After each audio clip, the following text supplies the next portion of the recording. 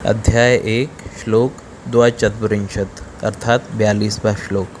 दोषैरेतेः कुलाघानां वर्णसंकरकारकैः उत्साधन्ते जातिधर्माः कुलधर्माश्च शाश्वताः। अर्थ, जो लोग कुल परंपरा को विनष्ट करते हैं और इस तरह अवांछित संतानों को जन्म देते हैं, उनके दुष्कर्मों से समस्त प्रकार की सामुदायिक योजनाएं तथा पारिवारिक कल्याण कार्य विनष्ट हो जाते हैं। तात्पर्य: सनातन धर्म या वर्ण आश्रम धर्म द्वारा निर्धारित मानव समाज के चारों वर्णों के लिए सामुदायिक योजनाएं तथा पारिवारिक कल्याण कार्य इसलिए नियोजित हैं कि मनुष्य चरम मोक्ष प्राप्त कर सके। अतः समाज के उत्तरदायी नायकों द्वारा सनातन धर्म परंपरा के विखंडन से उस समाज में अव्यवस्था फैलती है। फलस्वरूप लोग जीवन के उद्देश्य विष्णु को भूल जाते हैं। ऐसे नायक अंधे कहलाते हैं और जो लोग इनका अनुगमन करते हैं वह निश्चय ही कुव्यवस्था की ओर अग्रसर होते हैं। अध्याय 1 श्लोक 3 अर्थात 43वां श्लोक।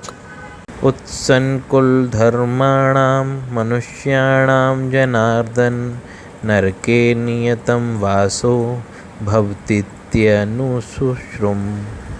अर्थ, हे प्रजापालक कृष्ण, मैंने गुरु परंपरा से सुना है कि जो लोग कुल धर्म का विनाश करते हैं वे सदैव नरक में वास करते हैं।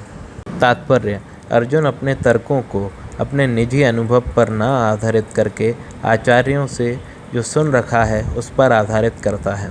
वास्तविक ज्ञान प्राप्त करने की यही विधि है। जिस व्यक्ति ने पहले से ज्ञान प्राप्त कर रखा है उस व्यक्ति की सहायता के बिना कोई भी वास्तविक ज्ञान तक नहीं पहुंच सकता।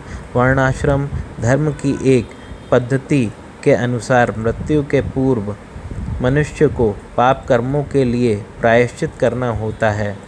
जो पापात्मा है उसे इस विधि का अवश्य उपयोग करना चाहिए। ऐसा किए बिना मनुष्य निश्चित रूप से नरक भेजा जाएगा। यहाँ उसे अपने पाप कर्मों के लिए कष्टमय जीवन बिताना होगा। अध्याय 1 श्लोक 4 अर्थात 44वां श्लोक। अहो बत महत् पापम कर्तुम व्यवसिता वयम यद्राज्य सुखलोभेन हंतुम स्वजन मुक्ताः। अर्थ, ओह कितने आश्चर्य की बात है कि हम सब जघन्य पाप कर्म करने के लिए उद्यत हो रहे हैं। राज्य सुख भोगने की इच्छा से प्रेरित होकर हम अपने ही संबंधियों को मारने पर तुले हैं।